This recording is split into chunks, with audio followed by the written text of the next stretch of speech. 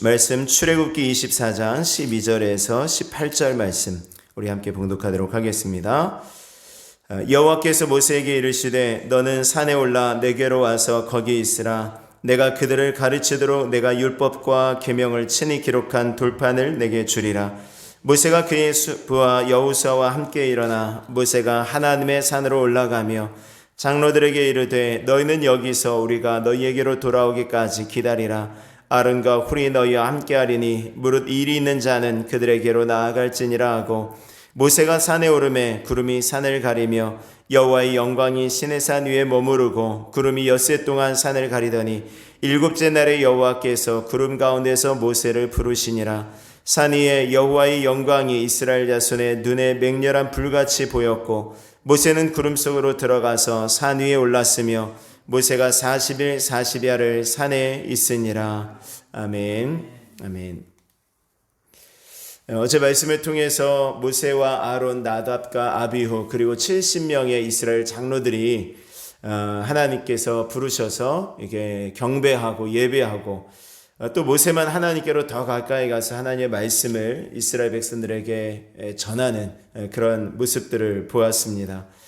모세가 하나님의 말씀을 기록하고 또 그 청년들에게는 소를 잡아서 번제와 화목제를 드리게 하고 또 거기에 있는 피를 가져다가 양푼에 담아서 반은 하나님의 제단에 뿌리고 또 반은 이스라엘 백성들에게 뿌리면서 이것이 언약의 피다라고 이야기를 했습니다. 이것이 언약의 피다. 그리고 나서 후에 모세와 아론 그리고 나답 아비후 그리고 70명의 그 장로들이 하나님을 배웠고 하나님 앞에서 그 먹고 마시는 그런 장면들을 우리가 보았습니다.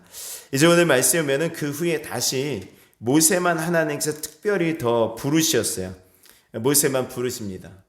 그 왜 모세만 부르셨는가 라고 보니까 뒤에 말씀 쭉 한번 살펴보니까요. 하나님께서 이스라엘과의 어떤 만남의 장소인 성막에 대해서 이 모세에게 명령하시는 것입니다. 성막을 지어라. 성막을 이렇게 지어라. 성막의 어떤 지어야 될 것들 그리고 각종 제도에 대해서 하나님께서 말씀하시는 것입니다. 그래서 이제 출애굽기 25장부터 31장에 이르는 말씀은 이 성막에 대한 말씀이고요. 제사장의 어떤 그런 임무에 관한 그런 말씀들이 쭉 나와요.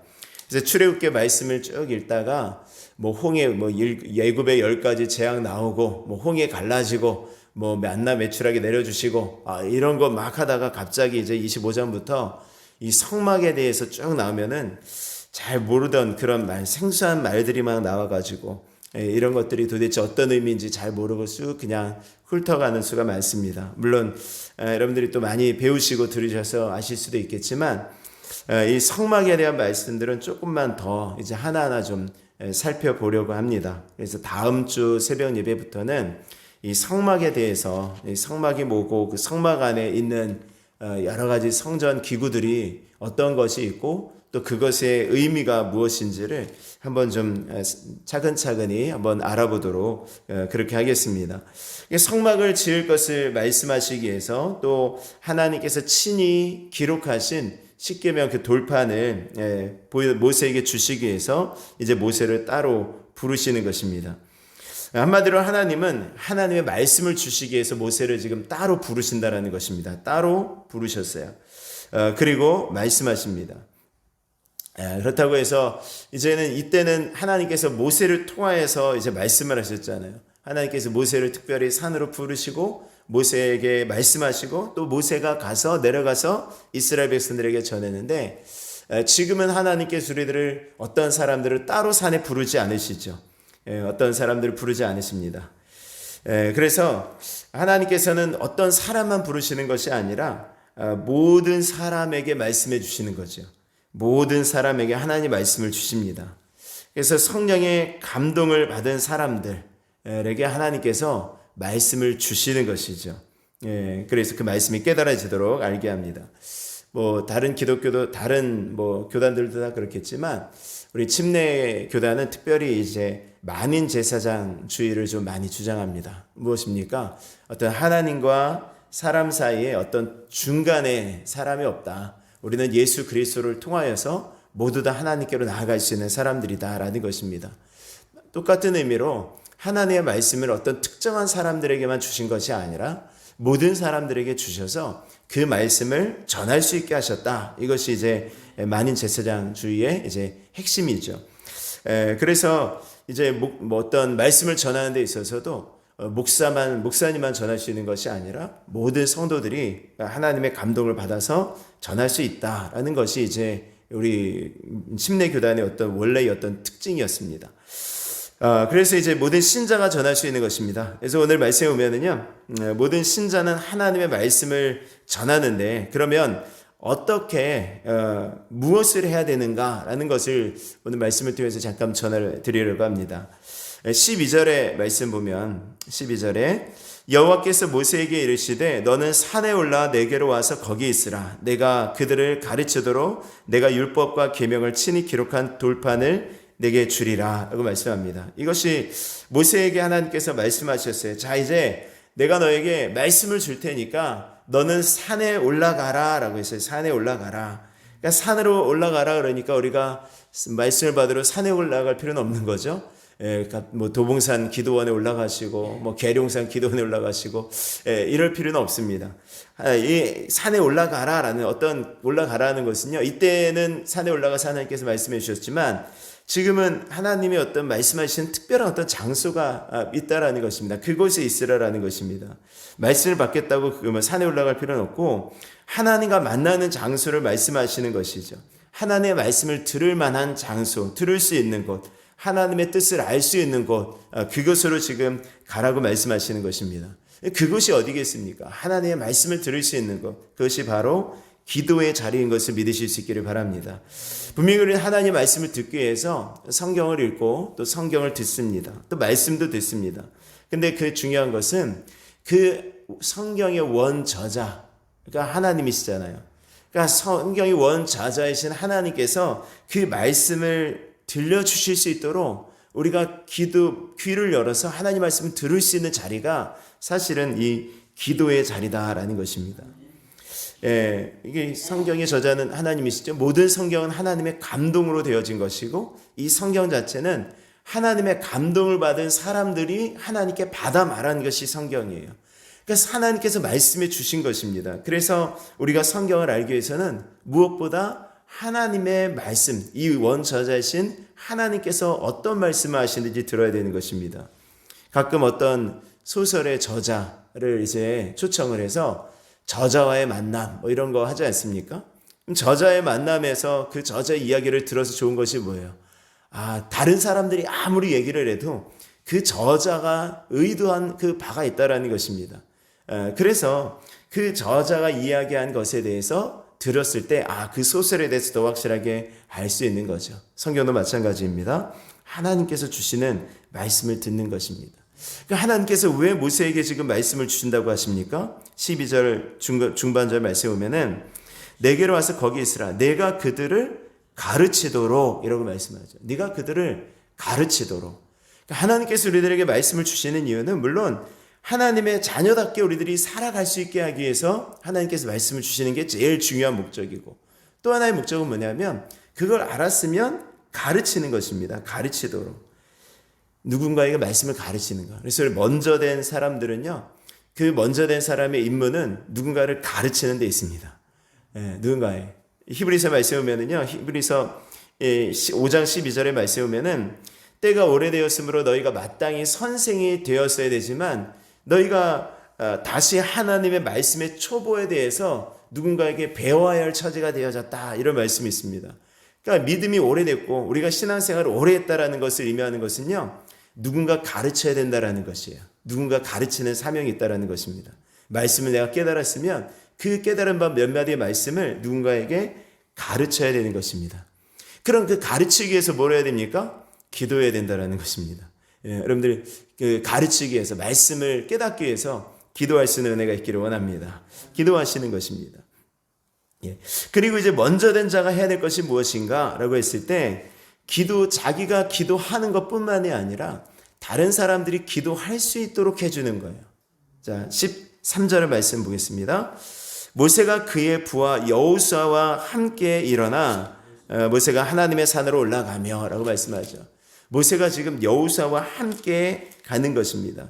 그러니까 먼저 된 사람, 특별히 어쨌든 앞서가는 사람이 해야 되는 것은 뭐냐면 자기만 기도하는 것, 이것이 아니라 누군가 함께 기도할 수 있게 함께 하는 것입니다. 여러분들 이 모습이 어딘가에서 많이 보던 모습 같지 않으십니까? 예수님도 항상 기도하시는 자리에 누구를 데려가시죠? 그 제자들을 데려가시잖아요. 물론 그 제자들이 기도하는 자리에 가가지고 막 졸고 엎어 자고 막 뭐 이러지만 예수님은 계속 기도하는 자리에 데려가시는 거예요. 결국 그들이 어떻게 되죠? 나중에 기도하는 사람들이 되더라고요.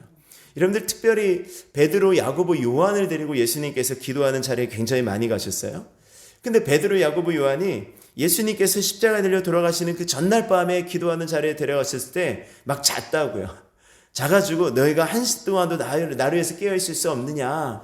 그래서 나를 위해서 좀 기도해라 라고 계속해서 말씀하셨는데 이들이 너무 기도하는 거예요. 예수님 그들을 위로하시죠. 너희가 마음은 원인데 육신이 약하구나. 이런 어떤 위로의 말씀을 해주시잖아요.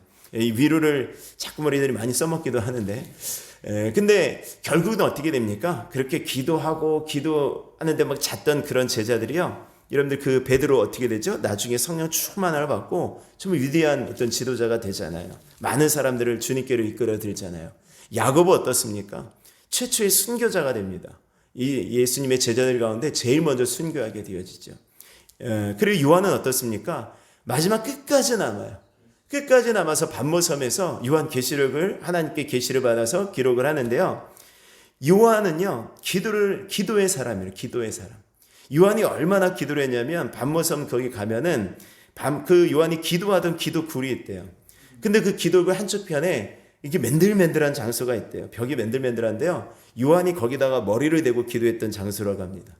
그러니까 거기가 하고요. 요한이 하도 벽에 머리를 대고 기도해가지고 이 머리에 굳은 살이 배겼어요. 그리고 머리가 이렇게 혹이 난 것처럼 그 옛날에 중세시대 그 성화들 보면은 요한을 그린 성화들 보면은 다 이렇게 혹이 나 있어요. 요한 기도에서 나온 혹이에요.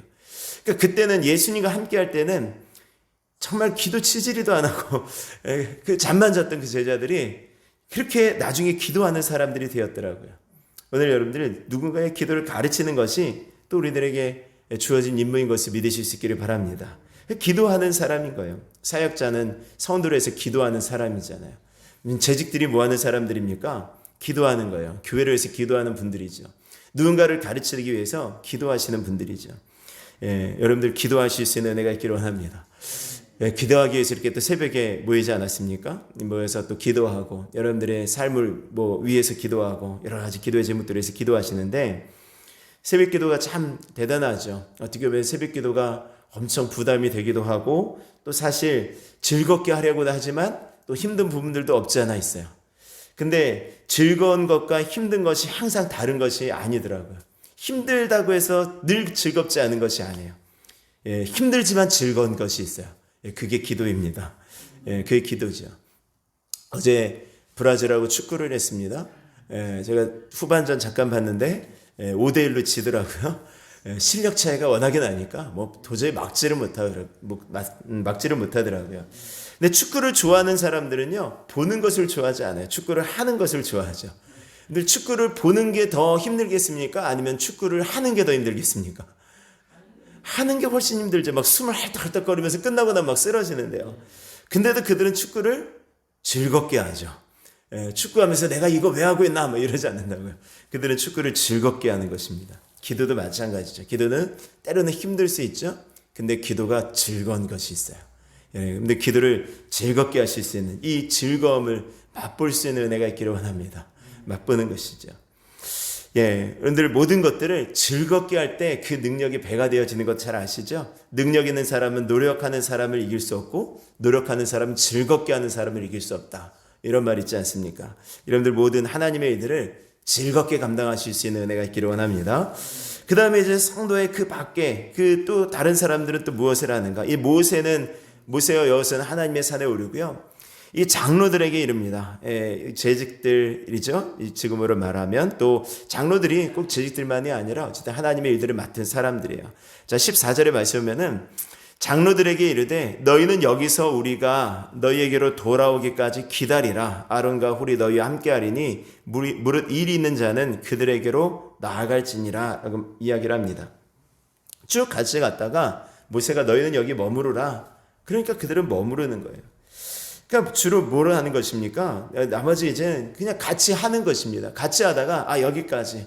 여기 이거 하십시오. 그럼 이거 하고 저거 했으면 좋겠습니다 하고 저기 하고 여기 기다리십시오 하면 여기 기다리고 저거 하십시오 하면 저거 하는 그런 것입니다. 그런 분들이죠.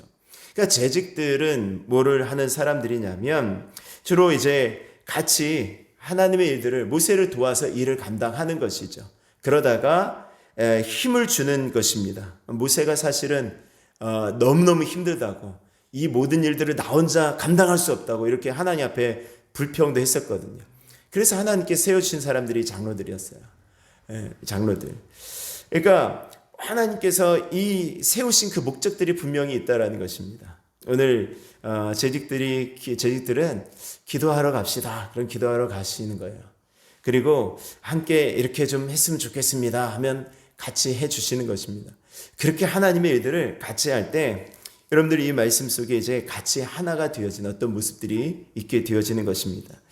오늘 우리 모두가 하나님의 말씀을 전하는 자로 또 하나님께서 우리들의 그런 귀한 사명을 주신 것을 믿으실 수 있기를 바랍니다. 오늘도 이 말씀을 전하기 위해서 이 시간 기도하실 수 있기를 바라고 또 누군가 기도에 힘을 얻은 자들에게 하나님 함께 기도할 수 있는 힘을 북돋아 줄 수 있는 저와 여러분들의 삶이 되실 수 있기를 주의 이름으로 축원합니다. 우리 찬송 드리시고 우리 기도하겠습니다. 우리 찬송